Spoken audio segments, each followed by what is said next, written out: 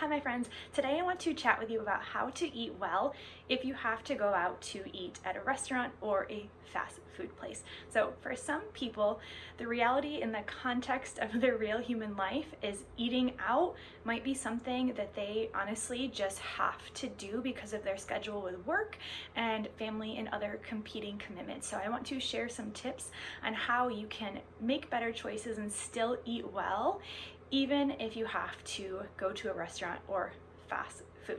So one of the things that I often teach my clients is how to use a spectrum. So if you are somebody that eating out on a regular basis, let's say like breakfast, lunch, dinner, snacks, all day, every day, I really hope that's not somebody's scenario, but if that was the case, you can still start to improve your eating habits with this tip. So again, I mentioned the spectrum. So what I like to teach people is to start to think about food choices on a spectrum. So rather than thinking in black or white, all or nothing mentalities, start to live in the gray a little bit and think about a spectrum.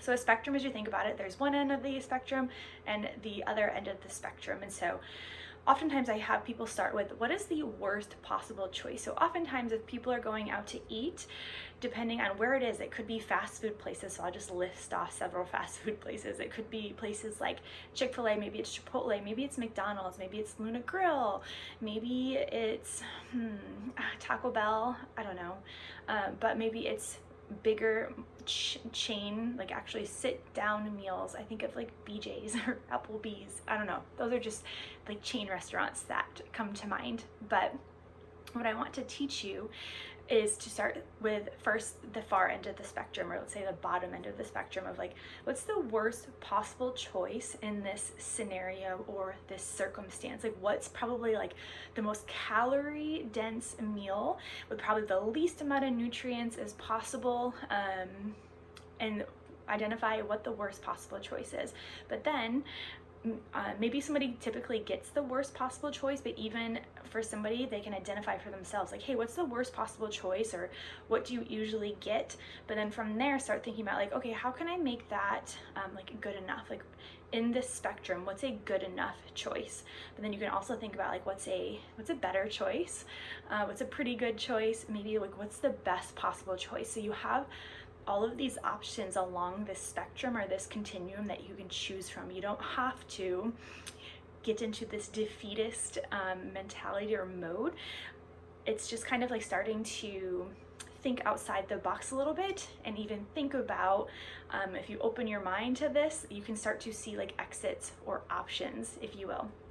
So again, there's worst possible choice, there's a good enough, there's, a little bit better, pretty good, and best possible choice. So wherever you go, you can identify a way like, okay, how can I nudge this choice into a little bit better? So for example, Chick-fil-A. Chick-fil-A is delicious. And even let's just chat about really quickly the fact that it's probably likely that at some point for the rest of your life, you're going to be faced with a situation that you're going to be going out to eat. That's the reality of our human lives, that foods like that are going to be something, and restaurants like that are going to be something that we experience.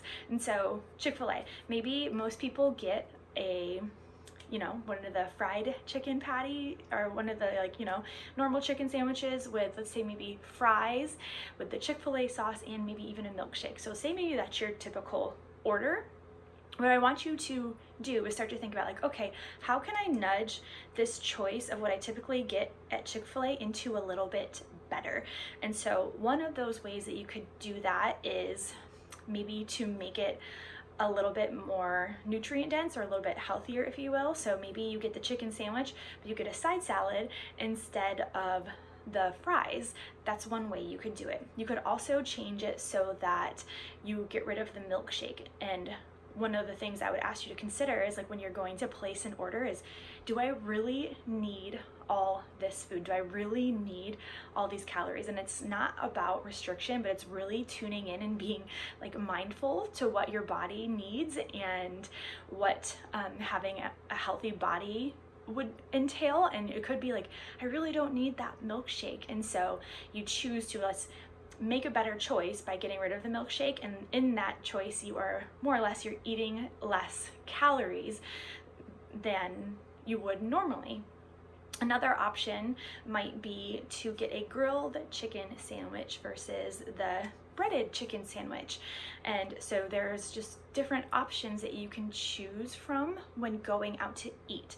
And it can be trying to nudge that choice into a little bit better by choosing more nutrient dense, minimally processed whole foods. That might be a big health jargon term for you, but it could be just including more colorful fruits and vegetables in your meal while you go out. So that balance, again, checks and balances of getting that chicken sandwich with the Chick-fil-A sauce, but then you have a side salad with a balsamic vinaigrette. Checks and balances. And it could be that you start to become more mindful of how much you're eating, the quantity of the food that you're eating. So again, like the breaded chicken sandwich, the fries, and the milkshake, you probably don't need all of that. Specifically if you're on this journey of trying to make better choices, to eat better consistently, and to eat well and eat well more often.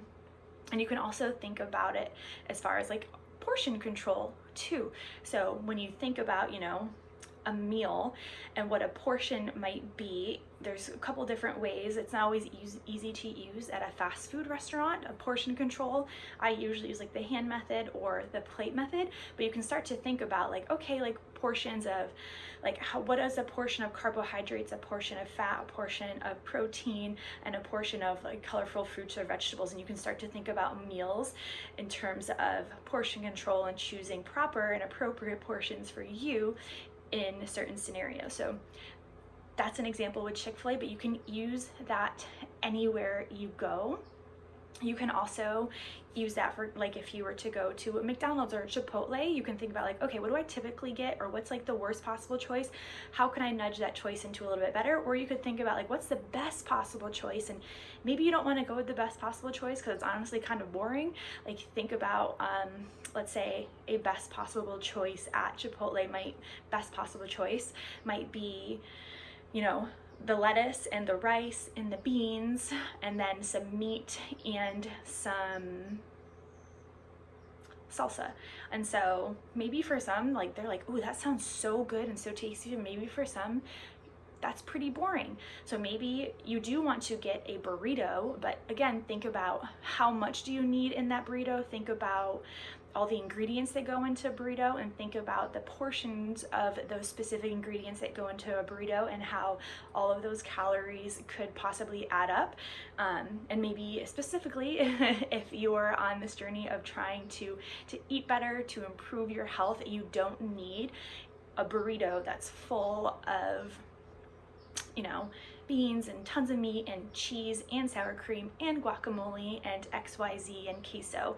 I often advise people, honestly, when they go to Chipotle, to just be mindful of what they choose, because if we're thinking about portions, I usually ask people to be mindful of having 1 to 2 portions of carbohydrates, 1 to 2 portions of proteins, 1 to 2 portions of fat, and then serving of vegetables. And a serving of fat is 2 thumb sizes, again, depending on your goals. But so when you think about the guac, the cheese, and the sour cream, those are all fat, and those all add up. So the reality, or the being mindful of it, is that, do I really need to get all 3 of those sources? And so you could be mindful and choose the one that sounds the best to you. For example, I would have to go with either the sour cream or the cheese.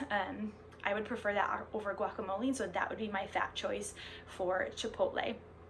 So again, all that to be said is you do have options wherever you go, and to use this spectrum of like worst possible choice, the best possible choice, but then you do have options in between of like what's a good enough, what's a better choice for wherever I'm about to go. How can I nudge this into better? And also, what can I do? That's another little mindset shift. But again, these are tips to help you to eat better, to make better choices, to still eat well if going out to eat is a reality in your life, or if you ever have the circumstance or the situation where you're going to be going out to eat. You can make a better choice. You can be mindful about what you're choosing to eat and to put into your body.